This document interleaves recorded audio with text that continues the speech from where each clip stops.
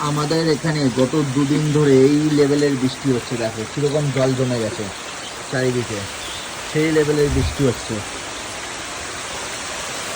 যত সময় যাচ্ছে তত ঝেঁকে আসছে। কালকে সারা রাত বৃষ্টি হয়েছে, এখনও আরও বৃষ্টি হচ্ছে, খুব বাজেভাবে বৃষ্টি, পুরো জল জমে গেছে। এই যে আমি এখন দাঁড়িয়ে রয়েছি, আজকেও কাজে যেতে পারলাম না, কাজ সেভাবে করতে পারছি না, ঘরের মধ্যে বসে জাস্ট যে দু একটা কাজ হয় সেই সব।